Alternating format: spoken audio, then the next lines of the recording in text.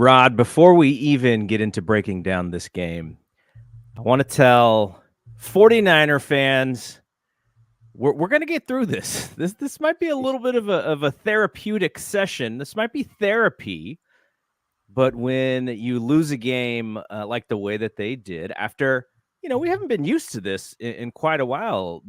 Losing these football games, it was going to happen. We talked about the possibility of the trappish kind of game this week. The Browns are tough. They were playing with a quarterback that most remember fondly from the XFL, actually. Vince McMahon, when he brought it back, PJ Walker was one of the best players in the XFL. That's sort of what people remember him from. But, there's a lot of things. When you do a podcast, you're looking for things to be critical about. You're looking for things to break down. You're looking for things to have conversations about. And when the team is just winning, that is fun too. But when you actually have a bad game, it gives us some stuff to kind of break down and go, okay, maybe this wasn't exactly as perfect as we thought. So this is going to be a hard one to sit through, to get through. It was a hard one to watch, but I think when we come out of this on the other side of this hour, hopefully people will feel a little bit better about what they saw. And I'm going to start with you. We're going to start with Brock. And this is not to say the game was absolutely 100% Brock. So there's a lot of things that went wrong today. But I think two things are going to be equally true. So 49er fans, do not fall for the trap, because this was a Steven Ruiz game. He's going to write his quarterback rankings, and Brock is probably going to be lower than he was, and 49er fans are going to get all mad. That's just a trap. That's just content. That's just hot takes. Here's the thing about Brock. Two things can be equally true. He has had a tremendous beginning to his NFL career, and he played like absolute ass today. Those things can be equally true.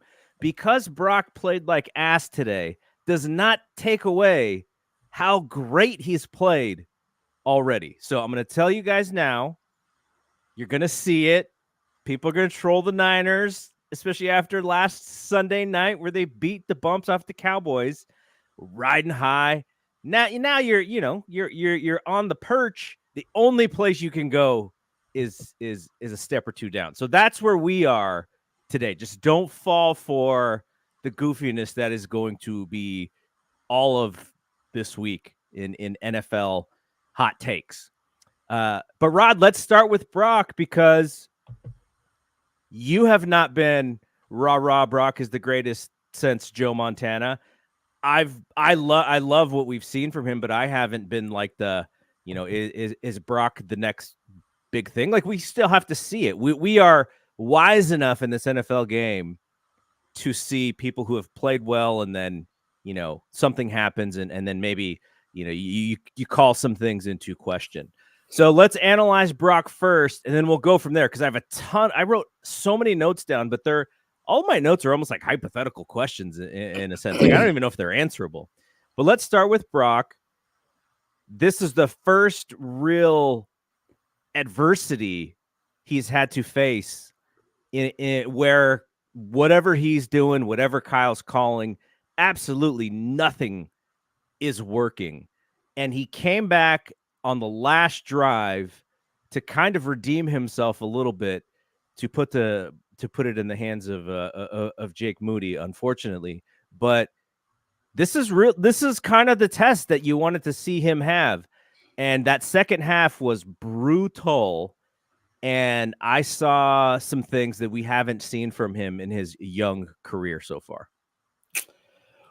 Well, first of all, it was clear to me, at least early on. I mean, I'm no genius, but it was clear to me that Kyle knew what he was facing in that front of the Cleveland Browns, and he did not want them teeing off on Brock and being able to just pin their ears back and rush him. So the game plan was to kind of protect him, run the ball, and put him in situations where he didn't have that pass rush.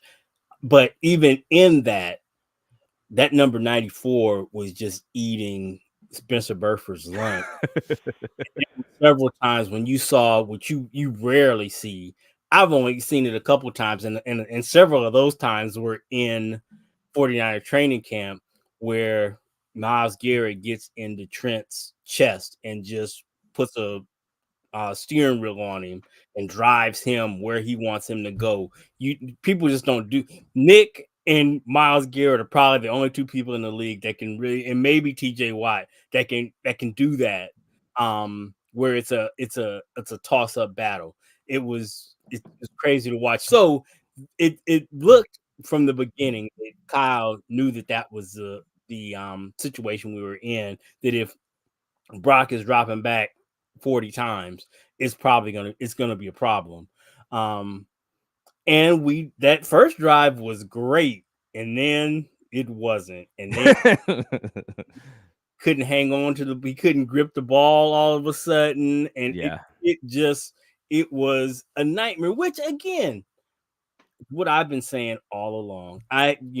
When we have these elite conversations and all of that, the thought that this guy's career is just going to be a straight ascension line to the Hall of Fame is ridiculous.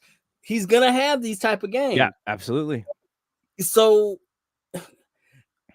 I don't see it as a referendum on Brock, but again, I wasn't, like you outlined, I wasn't the one that was saying that this dude was a Hall of Famer. Yeah. I wasn't the one saying he was an All-Pro. So when he performs like this, it's not good. I'm not crestfallen or out on him. It's just, look, he has not played a full season of football. Yep. He has not, like you say, really, other than injury, he hasn't really had any adversity on the football field. Maybe the one game against the Seahawks on a Thursday night where you could tell he was hurt, but they protected him a ton, and he made the plays when he needed to make them. But and again, as good as Seattle was last year, injury based. Yeah, that was, that I think that had more to do with the ribs than anything else. So again, he is a young quarterback of first year. I guess we get he's not a rookie. He's first year quarterback. He's sophomore season. Yes. This was definitely not his best performance at all. And even still, he showed some moxie coming out there, and he made a couple of really good throws on that last drive, and still ended up putting us in a position to win the football game. Yeah. So as bad as it was, we can take that from it. If we're looking for a silver lining, is that he played like ass for most of the game, but then when it counted, he made the throws that he needed to make, which is a good thing. I want to be glass half full guy. Our defense played awesome. I mean, they put up some yards, I guess. And I know he's their third quarterback, so I guess you could talk about that part of it. And I guess they did run the ball pretty well, but I thought our defense played well enough, definitely well enough to win the game. It was hard to watch. Fred Warner is the dude still. I think our defense, Nick Bosa especially, had a really good game. Yeah, this is a tough one though, because even after as bad as it was, I still felt like, okay, we're gonna walk out of here with a win, and it'll be a whew, and we'll move on. So this is a tough loss to take. So Davis, aka Drip, has this thought, and I actually wanted to pivot to this because you mentioned Christian. I don't trust any quarterback in rainy games, so I'm more infuriated by the run game not being the main focus. So my answer to that is I very much believe the run game was going to be the main focus until Christian got hurt. Mm-hmm. And when Christian got hurt, now you take away your Swiss Army knife on the football field. You've compared him to Steph Curry in his gravity. And Debo also gets hurt. Very similar gravity. And Greg Olsen even talked about it when Debo went out. So you took away your two players. We've talked about this idea of positionless football because of the interchangeability. And I feel like, and I hope somebody asks Shanahan in the press conference, I feel like having both of those guys out at the same time, Shanahan felt like a little strapped as far as the plays that he could actually call. Ray came into the game, and it was pretty clear that he was trying to call some stuff for Ray, and then Ray like goes in motion in the wrong way, and then they get a delay game, and Shanahan's pissed on the sideline. Like, I thought, okay, this is an opportunity for Shanahan to figure this whole thing out. This was even before halftime. And he's going to come out in the second half, and he's going to have some answers. And I almost looked at Jim Schwartz on the other sideline, just in the evil man who's just cackling. He's getting the 49ers back from when Harbaugh slapped him on the back when he was the head coach of the Detroit Lions. And he's like, I've been waiting for this all these years. But Schwartz, they had an answer to every single thing Shanahan tried. But you take away those two playmakers, and it was almost like, okay, now we can't do all of the things that makes us great. We just kind of have to line them up and try to just block, and they couldn't do any of that. So I do wonder, like, what was plan B? Well, maybe if one of those guys is out, you're like, okay, we can deal with one of those guys. But there did not seem to be a great plan of attack once both of those guys were out of the game, because I think from the get-go it was going to be a Christian McCaffrey game. You saw that first drive. My wife's in the kitchen, and I don't exactly, she was, maybe making some toast or something. And I said, come over here, check this play out. And it was the shovel pass on the first touchdown. Mm-hmm. And I was like, I know Christian has only been with us for less than a year, but that dude is one of the greatest football players I've ever seen in my life. I'm just so amazed at how this guy plays football. And so you take away that, and then it was almost like, well, there went our game plan. Like, that's what we were going to do, and we couldn't do it. And then you see JP, and you're like, JP looks a little feisty. But Shanahan went away from JP. JP scores a touchdown. The Niners get the ball back with a 1-point lead, and they just got to burn 3 minutes. And he calls 3 straight plays. They get intentional grounding, and then I think 2 incompletions, and they punt, and then basically the Cleveland can come down to kick the field goal. I was just like, man, JP's not CMC, but he's got fresh legs. He looks like he's running hard. That little sweet play to the outside looked awesome for the touchdown. Why are we not putting the ball back in this dude's hands? And I don't know what it was, but that was just some weird play calling near the end there. And I would love to hear what Shanahan's plan B once those guys were out of the game was. Well, I think for me, at least, I hope one thing that this does, just selfishly, is it stops this chatter about how CMC we should limit his touches, and this notion that like JP and Elijah Mitchell are like running back 1As to Christian McCaffrey. Mitchell looked really slow today. Come on, man. He is I think our best football player right now on offense. And that's why we feed him the rock. And again, and look, you said, JP looked good. I think he averaged 5 yards a carry or something, but he's not CMC. He was 5. Yeah, he's 5 for 27. There is a huge drop off from CMC down to that next back. Not now. Again, like you said, I think one of our big, it was a huge loss that him and Debo were, because I don't think there's much of a drop off between him and Debo. If in terms of putting the ball in somebody's hands and doing something with it after they get it. Debo is just as explosive as just about anybody in the league. Yep. But if you take them both off of the board, that's gotta be. I'm sure Kyle didn't spend much time this week planning on, okay, now what happens if I don't have either one of these dudes? So yeah, Shelvin has an answer for us, actually. Our third man in the booth, Shelvin. He said Kyle said he didn't have a plan with losing Debo and CMC. I get it. Debo's been on the injured list pretty much for the last 3 or 4 weeks, right? So you have to kind of have a plan to lose him. And maybe that idea is, well, we just slide Ray into some of these spots. You know, maybe JJ plays in some of these other opportunities. So you have to plan for him not being there. And it's not like Christian in the last couple years has been on the field for every single game. Like, he has had moments where he has been hurt as well. So I don't like that answer. Now, I understand the answer because you're only playing 1 week at a time and you can't predict these things.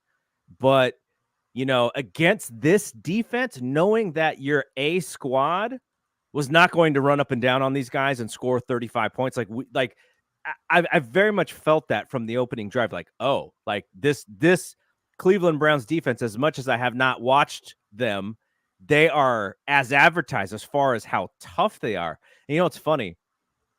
You know, we built up this Dallas game last week because that's obviously Cowboys and Niners. It's just the rivalry, the historicness of that. And what we learned about that game is the Niners are just way tougher than the Cowboys. They could play bully ball against the Cowboys and win pretty much every single time. It was going to be the Cowboys' athleticism and Dak coming through if they were to beat the Niners. And Micah wrecking the game. Micah was gonna have to be a game wrecker for them to, like 3 or 4 sacks, cause turnover. That kind of thing was gonna have to happen for the Cowboys. But what we learned in this game, it's the Steven Ruiz game for the Brock Purdy naysayers. This is also the Mike Tyson game. You have a plan until you get punched in the mouth. The Niners got punched in the mouth, and I think they took a little bit of a step back. They were not as tough as Cleveland was. Now Cleveland's at home. We talked about this whole thing about the time and all of those excuses that you want to make. But if you go pound for pound, who played the tougher football game? I thought the Browns defense was just a tad bit tougher, and they made the 49ers offense kind of move. It's almost like, you go mano a mano, and it's like, who blinks first? I think Kyle blinked first. He's like, man, we're not going to be able to do all of these things, especially losing our guys.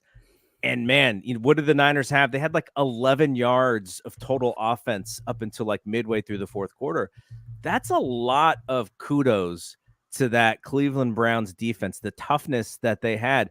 And I do hope that it's one of those games where, you come out of it a little bit challenged, like, oh, we're not as great as everyone thought that we were, and we do have some things to shore up. And that's what I hope. You think of this in a long season kind of way. Every 49er Super Bowl season, and I'll bring up 94 because this is the moment everyone remembers, as they get boat raced in Philadelphia against the Eagles. I think they lost that game by like 30 points. And George Seifert pulls out Steve Young, and Steve Young is having a hissy fit because it's like, oh, I'm being blamed now for us losing. And he's like, no, dude, we just don't want you to get hurt. But Steve Young's a competitor, so mad. And coming out of that game, it was a little bit of a building block to go, we have all these guys. We can't just line up and beat everybody. There is something else that we need. And that's what I hope comes out of this game because, we watch them and we go, wow, this might be one of the best teams that we've ever seen. That secondary, they need to shore some things up in coverage. And we've been talking about this since the offseason. That offensive line is not going to win any awards. It's going to be a cumulative group effort. But outside of Trent, they probably don't have a top 10 player in the league on that line. So, you come out of this game and you go, okay, these are the things that we're going to need to fix if we're going to be a Super Bowl team. And maybe they can do some of this through trading, like they've been. There's talk of them looking for another corner in the trade market. Maybe there's talk about some offensive linemen. I don't even know who's available, but they do spend money. They have capital, and if there is a season to go for it, you would think that it would be this one to shore up their weaknesses. Yeah, the big takeaway from me was the fact that most teams can't run the ball on us.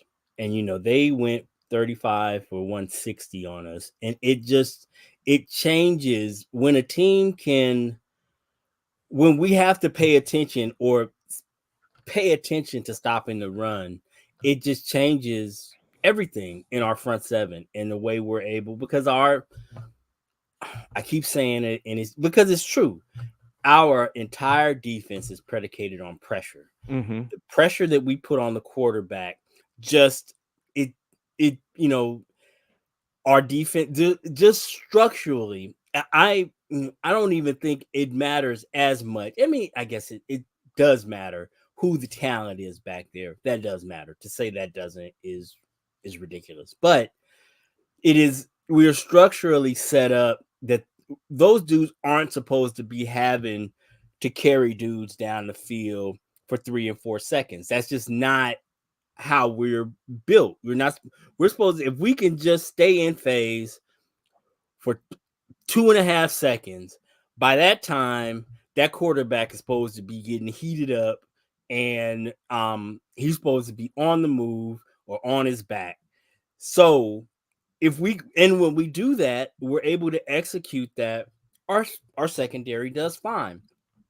In this game, they were, I can't remember the last time the 49ers had a team average almost 5 yards a carry running the ball. It just doesn't happen. And when it does, it just changes things. So that's one thing. I don't know if that's just, I have to believe that's kind of just an anomaly, because there aren't many teams I can think of.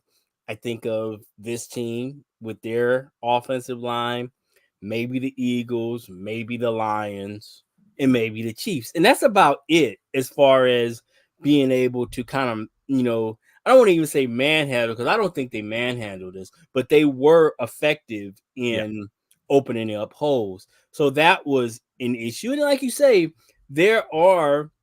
we definitely don't have a whole lot of depth in the secondary. I think Debo, I know he gets a lot of heat, but I think Debo is a really good player. Mooney is one of the best corners in the league. And then after that, it's kind of a grab bag. Thomas is okay. I mean, he's fine.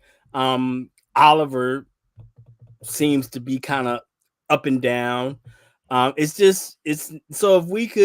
if there's somebody out there giving away corners, I just don't know who that is. The whole scuttlebutt in Ninerland has been Patrick Surtain, which doesn't make any sense at all. I mean, why are the Denver Broncos going to be trading a 23-year-old All-Pro corner on a rookie contract?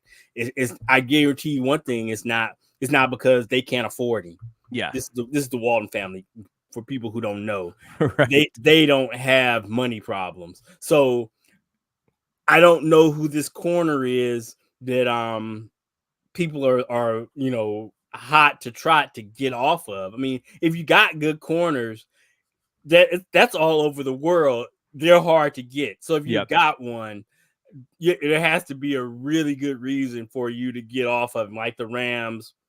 Well, you're paying, if you're going to be a shit team and you're paying my man Big Mouth all that money. Why pay him all that money if you're not going to be very good?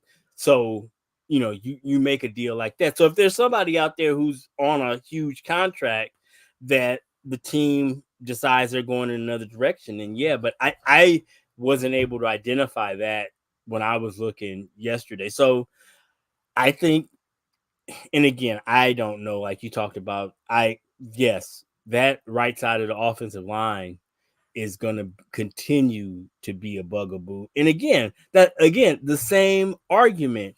Offensive linemen are hard to get. If you've got a good one, there has to be a pretty compelling reason why you're going to pull the plug and trade into the 49ers. Because, I know 49er fans find it hard to believe, but these other 31 teams are not our feeder teams.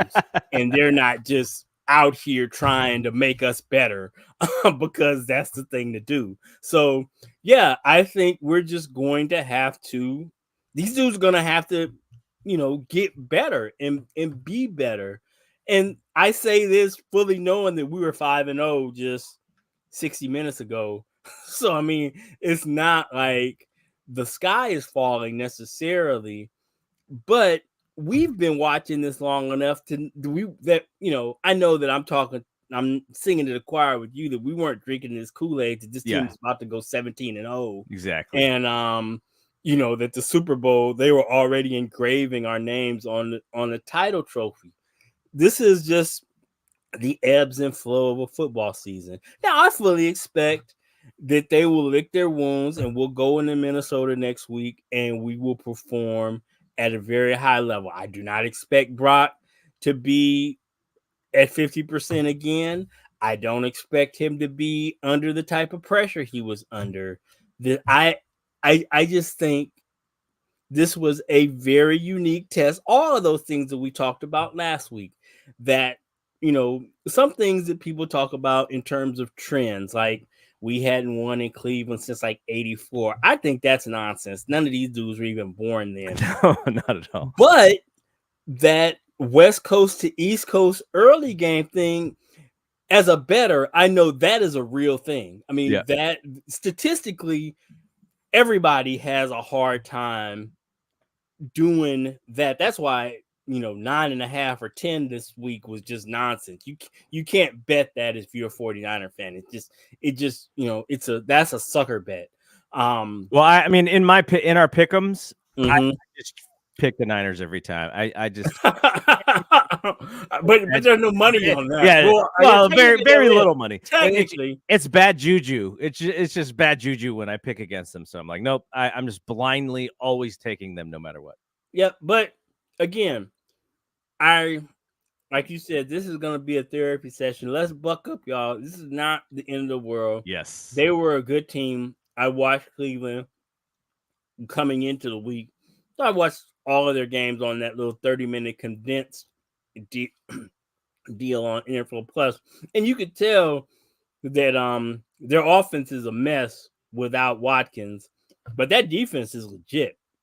So I knew that we weren't just going to, I think I even posted somewhere that 30-point deal might be in jeopardy because they're good. They're a good team, good defensive team. And, it came to pass. But I don't think that structurally that we are any different than we come out of this.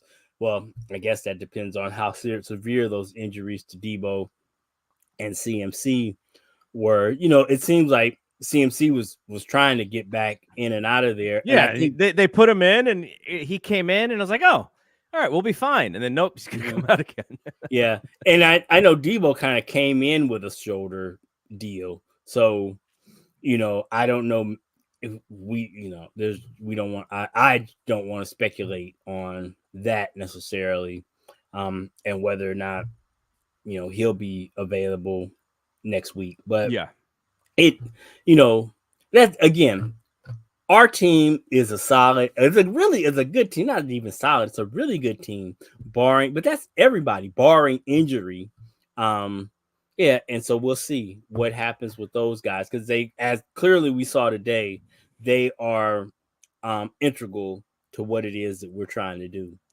All right, let's get this out of the way because I am absolutely 100% a Robbie Gould truther historically. And Jake Moody, he missed one field goal early in the game. What was it about? Was it a 50-yarder? It was a 50-yarder. Mm-hmm. And he's got the big leg. They believed that his big leg would be of benefit to them, not only on field goals, but also on kickoffs. Robbie Gould historically is, he doesn't have that giant of a leg, but he's very consistent, in where if you have a good offense, you don't need to be kicking 55-yard field goals. And so he missed that one early on, and then game on the line. We have to note, though, that they said, there was wind, and with the weather, even at the pregame, he was only kicking it out to like 53. So it wasn't, the conditions didn't allow him to boom it the way he normally does. So that being said. And then they get to manageable field goal territory to come back and win the game, and he just pushes it a little bit to the right. We also, and I think a lot of 49er fans felt this way. Early in the after the draft, we were like, okay, well, this means that, Robbie is gone and they're going with this rookie. You get down to big games when you need big kicks. This guy has not been tested, and Robbie is game tested. Robbie is playoff tested. Robbie is Super Bowl tested, and they needed to them. I think, they needed the money that it would have taken to sign Robbie to maybe bring in Sam Darnold, or maybe, bring in some of the depth. And this is a game where if you have Robbie, you probably win this game. Now, that is not to say that, Moody is awful, or, I may have tweeted something out like, bring back Robbie, but that's just because I'm just a Robbie guy. Like, that's my guy. So, are you worried at all that this could be an issue, especially when we get near the playoffs? I'm a nerd, so the thing that bothers me even more so, because if you're going to make the case of going, well, they did. They decided to draft him in the 3rd round. But if you're going to do that, I think you do it more so. The money, of course, probably is one. But then for me, 1A is, if we're being honest, Robbie was horrible kicking the ball. Oh my gosh. And Money making Mitch was having to do some of these kickoffs. But you live with that because he's never missed a postseason kick. So if you're going to make that trade-off, I take that every time. But that's what's been kind of disappointing to me, is that Moody hasn't been great kicking the ball off. Yeah. So,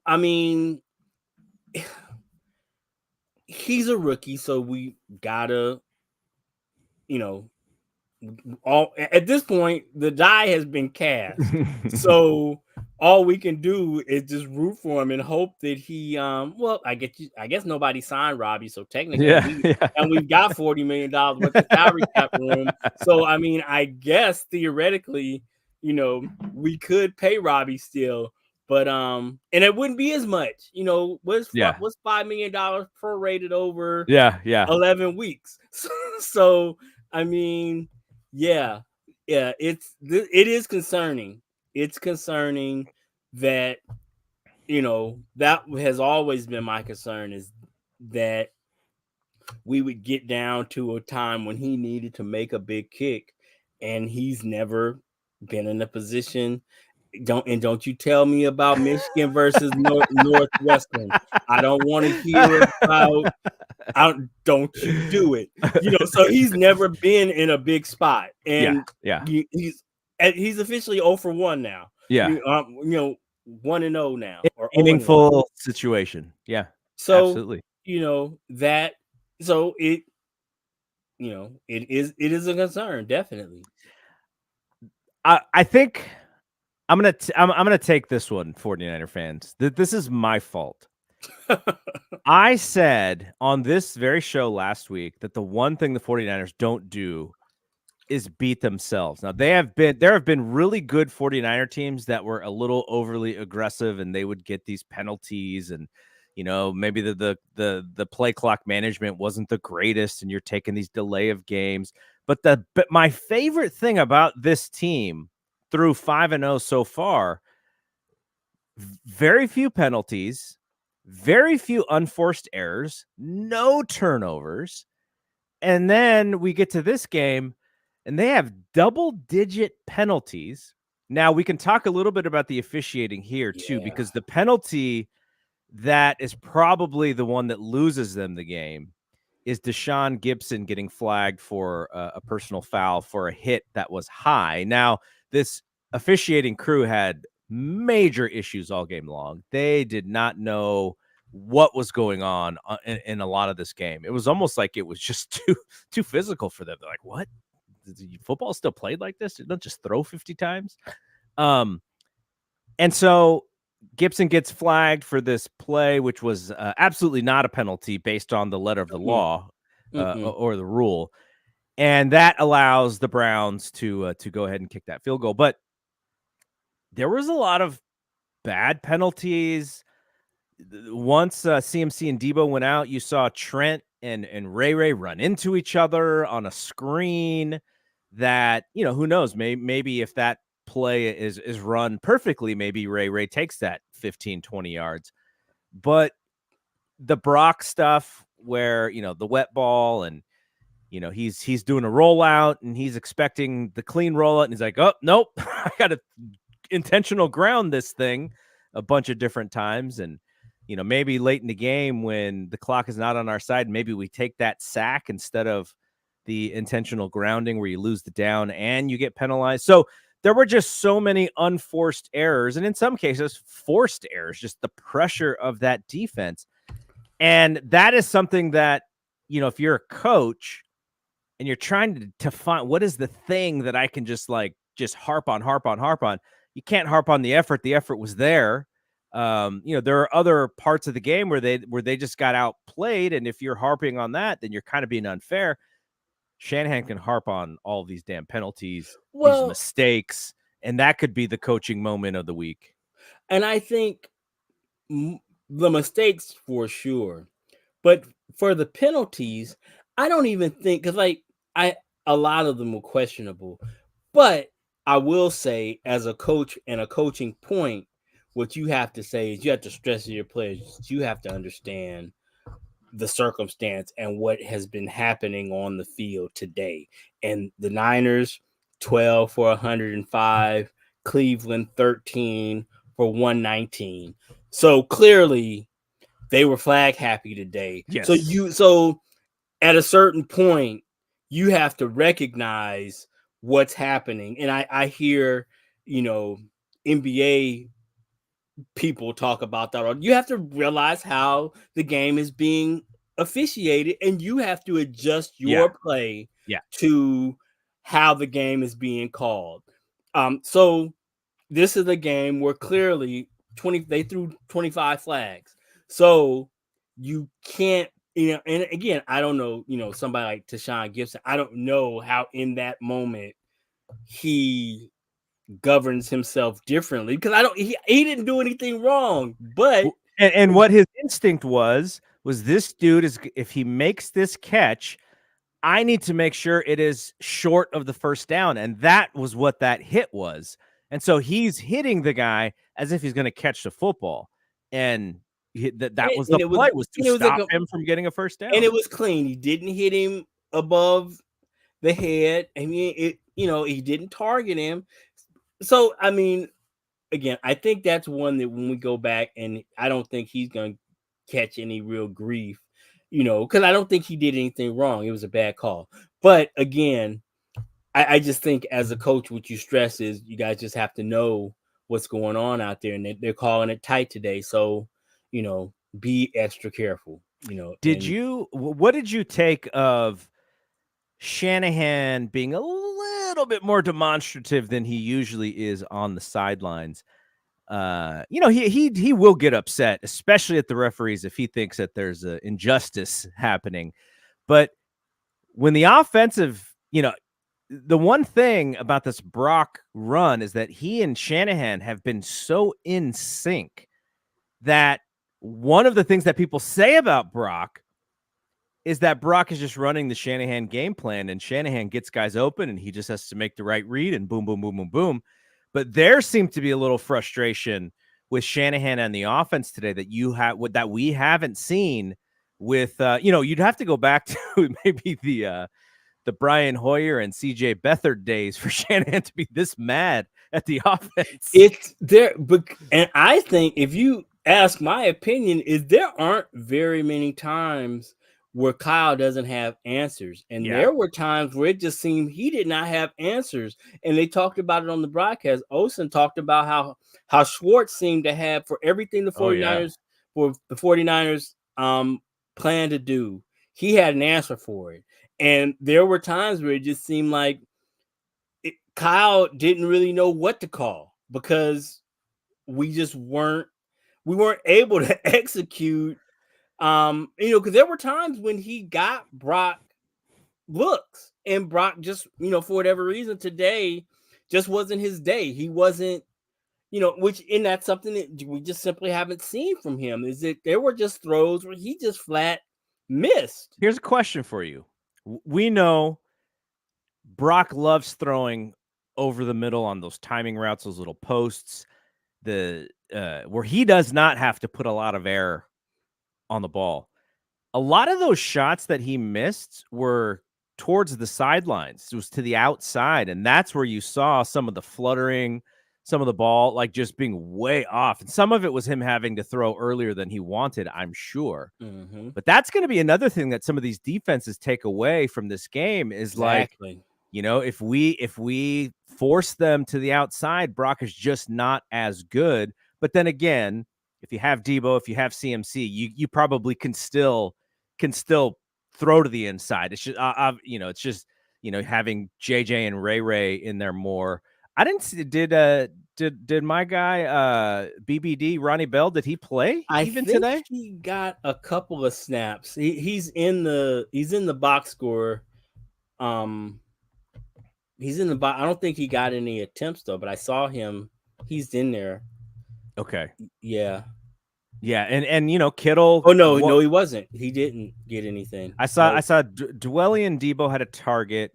Kittle had 2 targets, and a lot of people are like, and even Greg Olsen said this, you need to unlock Kittle, and I'm like, it would be great, but they kind of need him to block. Exactly. Without him blocking, then it is almost like a free for all. And what I was hoping was going to happen, because the one thing early in the game, especially early in the game, Cleveland's defense was so aggressive. I thought, okay, you can set them up later in the game because they're going to be overly aggressive on one thing, and then there may be some shots, later in the game, and that didn't happen. I thought, okay, draw game, screen game is going to be there because of how aggressive their pass rush was, and it wasn't there at all. They couldn't do anything, in beating that. And I also thought, and this is what I wanted to ask you about, I thought some Brock Purdy quarterback draws to kind of keep the defense a little bit honest would have been helpful. And it may be, if you do it a couple times, maybe they got to keep a spy on him, but they didn't do that either. And this goes back to what we talked about in the preseason, where they seemingly don't want him to run at all. I don't think they want to take the risk, which I guess long-term is a prudent thing, but it definitely puts a governor on your offense not having it. And again, like I said this way back in preseason, and it is come to fruition. The fact that CMC in the pass game is a cheat code, and Yep. when you need a win, you need to give Brock something that makes him feel good. That little dump off or a little screen or a little check down to CMC is just something that that you can cling to. And I just don't think you can do that with JP or Elijah Mitchell. I don't think that they are that type of back. I don't even know that we really have another pass catching back on the roster like that. There's not Debo. I mean, I guess you could he would be our second best pass catching back. So it was just, it just magnifies the fact that how big a loss that is and how big a part of what the whole success of this team has been since he has gotten here. How much of that is directly related to his play. And speaking of CMC, when I say he. Do you think now the schedule upcoming, Minnesota beats a bad Bears team. I think Justin Fields even went out of that game. I don't know if he came back in. They have other teams kind of on the docket who, they're not, maybe in the preseason you would have thought they were a little bit more of a juggernaut than they are, like the Bengals. I know the Bengals, did they squeak out a win against Seattle? Yeah, they squeaked out a win against Seattle today. You had Jacksonville coming up on the schedule. You have the Bucks, who are probably playing a little bit better than we would have thought. A little bit of that Baker Mayfield moxie. And then we get the Seahawks and the Eagles. And, I look at what team might be able to duplicate a little bit of what Cleveland did. Who can play tight, who can play tough with the Niners. I think Seattle can probably do a little bit of that. Obviously, Philadelphia will be able to do a little bit of that. But I do think, like you said, for next Monday, the Vikings are almost like the perfect antidote for us to be able to have a strong game like that, because they're not, they're not that kind of physical team that is going to, kind of take advantage of what the Browns did. So that might be a helpful game coming up. But we do have Seattle, we do have the Eagles coming up, and I think they will look at this game and go, we learned a lot about what we could possibly do to slow down this fantastic offense. So I've been circling that Philadelphia game all year long, just because, until you beat those guys, I don't think you can be the best team in the NFC. Yeah. I just, any of those teams that can, and Philadelphia is chief among them, that can make it, if you're a team that can, win the time of possession battle versus us, like Cleveland did today, it's different. It's just, when you can run the ball, it just changes the way that we play. In a negative way, I believe. And so, yeah, I think, like, it's Justin Jefferson, no Justin Jefferson next week. No. So I think that is a good comeback. Not that you're looking past them, but just, I think it's a good, it will be a good bounce back performance for us. And then, then we get back home, and I think this is going to be a good thing. I believe they're going to be on the road, so they will be able to lick their wounds together and hopefully, bond over this loss and come out on the other side of this. This always kind of feel like a mini bye to me when you have the long. I mean, I know I guess it's just a day, but still, you're on the road, you're staying away from your facility, and then you've got that Monday night game. I think this is, I think it's going to be good for us. I think, hopefully, in the long run. What do you think about Debo's injury? It's kind of hard because football is a week-to-week sport, so every game is kind of a big game, and you just. I worry about these lingering injuries, like Dre Greenlaw. He missed today, and I think is it a hammy that he has? It's either hammy or groin, one of those. And those are things that just stick around, Slinger. like ugly luggage. Like, you just don't get rid of it.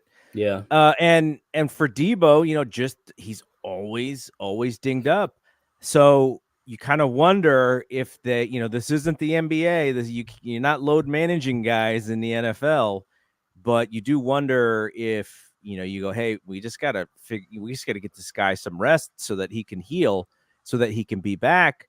I do wonder about that with Debo. You may have to try and find some time, because their bye week isn't because they go at Minnesota, and then they come home for the Bengals. Oh, okay. Then they have a bye week after the Bengals. So maybe that is the time that he can actually heal up a little bit. But yeah, that's the worry, right? Is if Debo is this important to this offense, keeping him as fresh as possible is going to be a big deal. Yeah. So Davis, aka Drip, will be at the game, and he says, "Never been scared of Kirk Cousins." You are not lying. Not scared of Kirk Cousins at all. But still, overlooking the Vikings, it's not something that I'm going to do. But when I think about it, I go, we can beat that guy. And I do think that they will win next week. Okay, let's get to the end of this. Who was your MVP for the Niners? Who was your player of the game? Fred again. Yeah, I mean, me too. Absolutely. Absolutely. It's pretty easy. Yeah, he is a monster. A game wrecker. Yeah, it wasn't even this week. It really wasn't even close. I thought about Nick for a little bit, but no, it was him. And there was really, I guess, if you wanted to break it up and try to do an offensive, I guess you could do IU. But yeah, Christian was the most important player offensively for the 49ers, and he played like, a quarter and a half or something like that, or 2 quarters. And still, by the end of the game, he was still the most important offensive player based on what he did. Yeah, I will say, got to give a little love to Randy Gregory for his first sack as a 49er. I just a lightning bolt hit, and I was like, "What? How did they get in so quickly?" And it was Randy Gregory. And so shout out to Randy Gregory. He got his first sack as a Niner. You mentioned Bosa with probably the biggest play in the game that wasn't a turnover. Demo, his interception was very important, but he also slipped a couple times and then he got hurt. I guess it was it Toomer who had the big game for them? Yeah. Amani Toomer. Oh no, I'm sorry. Amari Cooper. Amari Cooper, yeah. I went back a decade. Amari Cooper, that was with Demo in coverage. So I think he had an up and down game, though. Overall, I thought he played okay. That Cooper just made a couple of really great plays at the same time. That's crazy. I'm just looking at it now. I don't know how many snaps he played, but Gregory had a sack, 2 tackles for loss, and 3 quarterback hits. That's a lot of production for somebody who I don't think he started.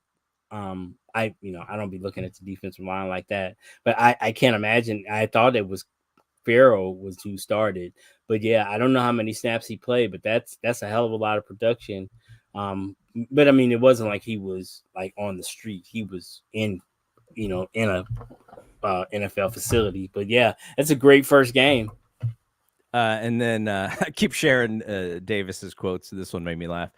Fred without Dre didn't look right. It's like the Usos being separated. That's a WWE reference, by the way. My guys, Jimmy and Jey Uso. Sons of Rikishi. People will remember Rikishi. Mm-hmm. All right. So looking forward to next week. Is there anything we didn't cover? And, we can kind of circle back a little bit. I think a lot of the fixes for the offense will just be based on the health, right? Like if CMC and Debo are healthy, that just changes the game so much. And if they aren't, then you got to figure out, how to get these other guys involved.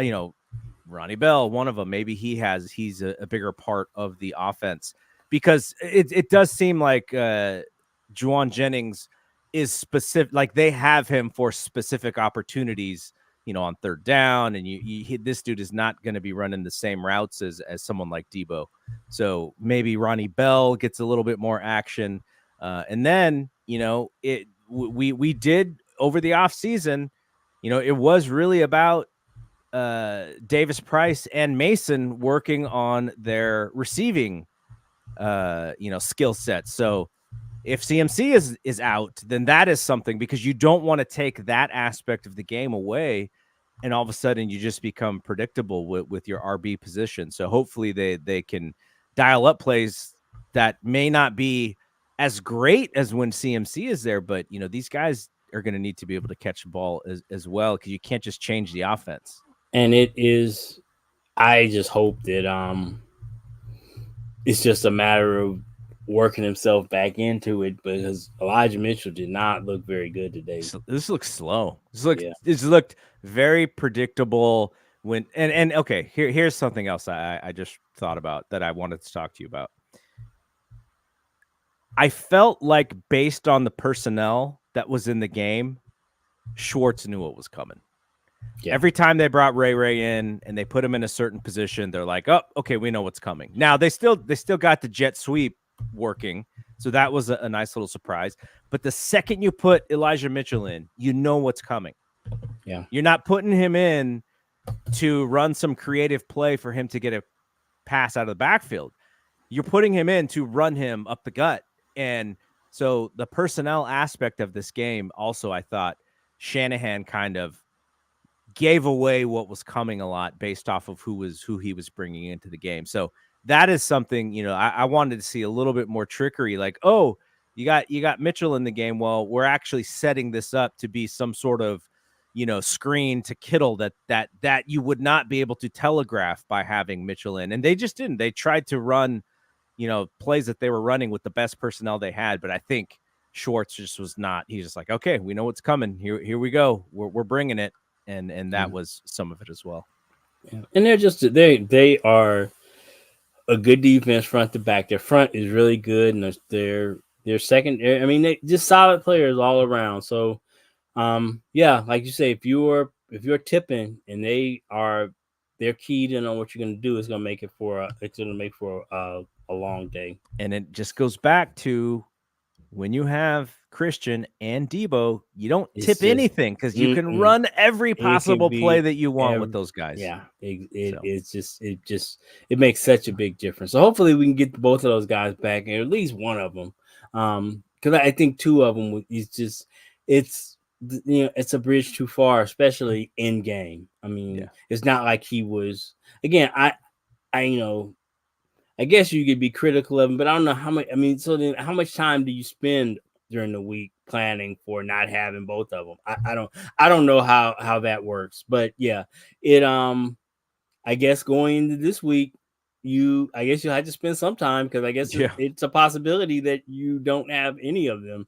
But then again, like you say, maybe that makes an opportunity for other guys to be kind of worked into, if not the game plan per se, just into the sphere of the offense, you know, like a Ronnie Bell or TDP and those other guys. Maybe you get those backs on the jugs gun on catching the ball. And I guarantee you, George Kittle's not going to have one catch for 1 yard next week. Yeah. They will figure that part out. All right, so you and I will be back Monday night after 49ers Vikings. Brad and I will be back tomorrow on YouTube, our normal sort of 5:30-ish time frame for Thompson and Clark. We'll talk about the update with the Giants. They need to find a new manager, but also the ALCS starts tonight, Sunday night. So we'll have some thoughts about that game and baseball. And then I don't know if you're watching this Warriors preseason, man, but these preseason games are good friggin' basketball. I'm like, this is not that different from the normal product. These games are fun. Yeah. The Warriors played the Lakers a couple of times already. They play the Kings tonight.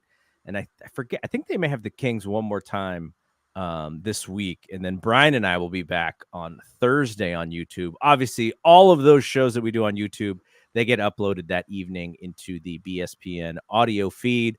So we're going to have a lot of stuff going on. Yeah, we'll be back Monday night for this show after Vikings. And I do think the Niners are going to bounce back. We have to be real.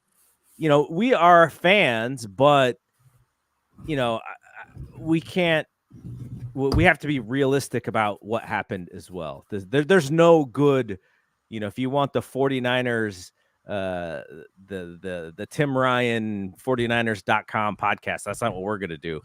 You know, we're going to tell it like it is, because I think that's where you get the most understanding about what happens, is just by trying your best to be as realistic and unbiased about what happened on the field. And that's what we try to do. So hopefully we did a good job. Hopefully fans got a little bit of therapy, feel a little bit better coming out of this game, because yeah, there's a lot of factors, many factors about why they lost, but ultimately the only thing that counts is the loss in the loss column. And now maybe some of these other teams will be built up to tear down. Brock Purdy fans, do not bite. Don't do it. Take a week off of Twitter. Just don't go read in Steven Ruiz's Ringer quarterback ratings. Just wait till next week, and Brock will bounce back, and you'll feel better about his performance. All right. So for Rod, I'm Double G. We will see you next week. Peace out.